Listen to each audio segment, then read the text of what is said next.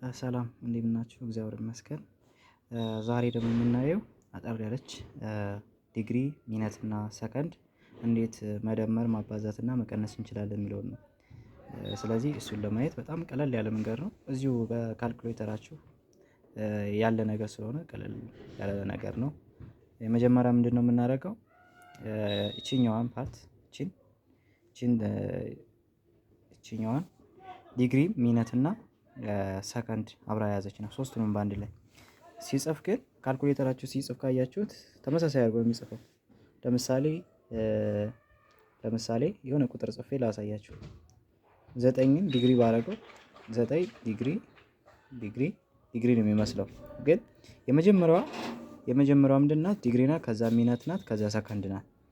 እሱ ሲጽፍ እንደዛ አድርጎ የሚጽፈው። ሲጽፍ ግን ሲያደርገው ተመሳሳይ ይመስላችሁ ይችላል። ግን በኋላ ካልኩሌት አድርጎ ሲያመጣው ግን የተለያየ ሶስቱንም የተለያየ አድርጎ ጽፎ ነው።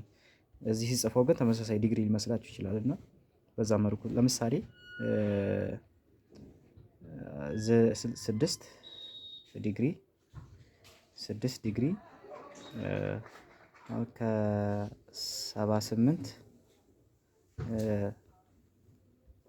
6 ዲግሪ 45 ሚነት 4 ሰከንድ ቢሆን ሲቀነስ ለምሳሌ ሰከንድ ብንቀንስበት እዚህ ላይ ሰከንድ ማለት ይቺ የመጨረሻው አይደለች? 4 ማለት ነው። ይቺን ብንቀንስበት ለምሳሌ 2 ሰከንድ ብንቀንስበት ይቺኛዋ ሰከንድ ናት፣ ይቺኛዋ ሚነት ናት፣ ይቺኛዋ ዲግሪ ናት። ስለዚህ አሁን ለምሳሌ ከዚች 2 ሰከንድ እንቀንስና ነው 0 ዲግሪ ሲቀነስ 0 ዲግሪ 0 ሚነት ከዛ 0 ዲግሪ 0 ሚነት ከዛ 2 ሰከንድ። አሁን ይሄ ሲጻፍ እዚህ ሲጽፈው ተመሳሳይ ሊያደርገው ይችላል። ግን 0 ዲግሪ 0 ሚነት 2 ሰከንድ ማለት ነው። አሁን ስንቀንሰው ከ4 ላይ ሰከንድ 2 ብንቀንስ አሁን ለምሳሌ መምጣት ያለበት ስንት ነው? መምጣት ያለበት 6 ሚነት ከ45 6 ዲግሪ 45 ሚነት እና 4 ሰከንድ የነበረውን 2 ሰከንድ ስንቀንስበት 2 ብቻ ሰከንድ መቅረት አለበት ማለት ነው። 6 ዲግሪ 45 ሚነት 2 ሰከንድ መምጣት አለበት መልሱ ማለት ነው። ይኸው ለምሳሌ ማየት እንችላለን። ይኸው 6 ዲግሪ 45 ሚነት 2 ሰከንድ ሆኖ ራሱ ይጽፈዋል ማለት ባይ ዲፎልት ራሱ ይጽፈዋል። ስለዚህ ተመሳሳይ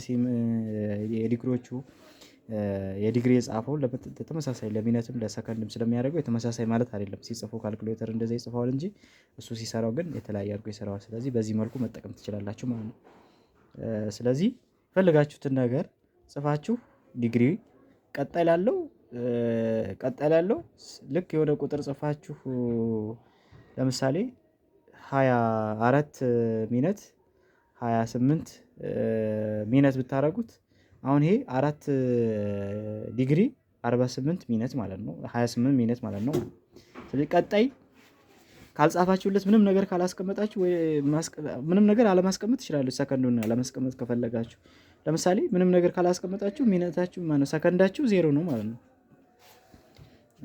ወይም ደግሞ ምን ማድረግ ትችላላችሁ? 0 ሚነት ማድረግ ትችላላችሁ። 0 ሰከንድ ማድረግ ትችላላችሁ። 0 ሰከንድ ማድረግ ትችላላችሁ። ወይም ደግሞ ካልጻፋችሁ ምንም ነገር ካልጻፋችሁ ባይ ዲፎልት 0 ሰከንድ ነው ማለት ነው ሰከንዱ። ስለዚህ በዚህ መልኩ መጠቀም ትችላላችሁ። ያልገባችሁን ሀሳብ አስተያየት አስቀምጡ ዩቲዩብ ቻናሉ ላይ። እናመሰግናለን። ቻው